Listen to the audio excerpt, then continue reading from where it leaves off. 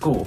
What a new and original topic for a video that has never been made before. For some people, it may have already started. For others, they still have a week or two until they re-enter the school. Starting at a new school full of kids who either look way too young or way too old to be in high school is definitely scary at first.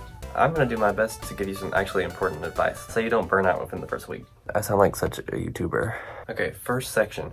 Before and during your first day. So high school will obviously suck, but it will by no means suck as much as middle school did. Try not to stress out too hard before the first day. It's inevitable to be nervous, but you have a lot to look forward to in high school rather than worry about. More freedoms, more friends, you know. If you have old friendships you want to rekindle, or just anything you want to start over, high school is a great opportunity to do that. Once it's the first day, take a look around and try to get familiar with the layout of the school. Hopefully you'll be provided a map to help you get around. I don't know a school that doesn't do that. But if not, never be afraid to ask someone where a class is. Trust me, upperclassmen do not care if you come up to them. They're usually happy to help anyways, since that means they'll have an excuse to not go to class. Another important thing to learn from the first week is how to walk in the hallways. Quick hallway etiquette PSA. Please walk on the right side, away from the incoming herd of people from the other side.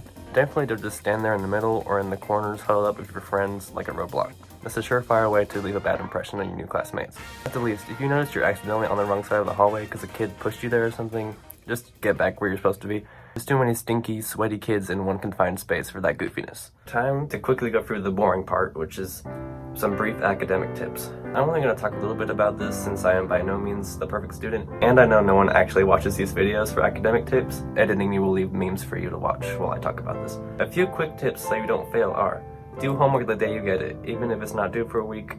Don't be a teacher's pet, but don't get on the teacher's bad side by, I don't know, not paying attention. Learn how to study, even if it's just reading off flashcards with Subway Surfers in the background.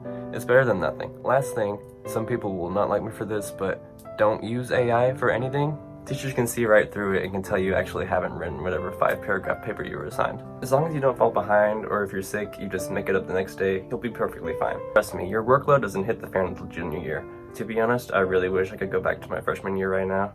It's rough out here, dude. Section 3. Some social tips. Again, I'm not the best person to talk about this because I am very much an introvert, but don't be like me when I was younger and never go outside unless I absolutely had to. Go out and do things. If you have friends, go hang out at a park or something, touch grass. If you're antisocial like me, you can just literally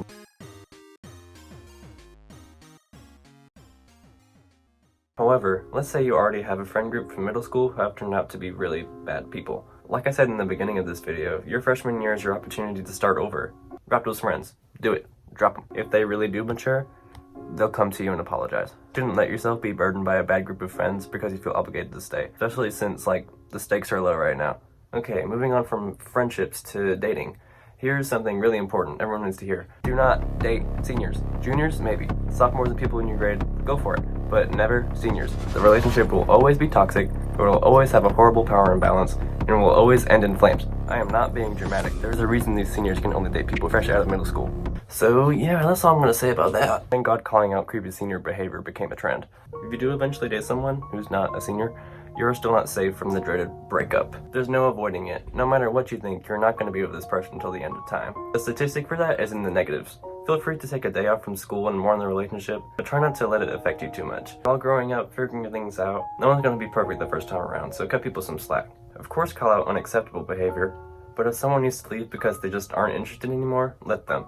You both still have 4 more years to figure it all out. Section 4. Don't do dumb, illegal things. Please. I can't speak on this too much, since I'm a very good kid and I've never committed a crime. But you know, don't do the word that rhymes with hugs and don't drink rubbing alcohol. Common sense. Yes, the law is the slightest bit less strict on you because you're underage, but it's better to stay away from anything related to crime so you don't face the consequences when you're older. I can't speak to people who are born into a life of crime and hugs and rubbing alcohol abuse because I'm privileged enough to only know a couple people who vape. I know nothing about what's going on in that world. All I can say is, despite whatever situation you find yourself in, there's always a way to escape it. Time heals everything. You just have to be patient. Look at me acting all old like I know everything. Go watch a different video. Don't watch this one. Bad advice.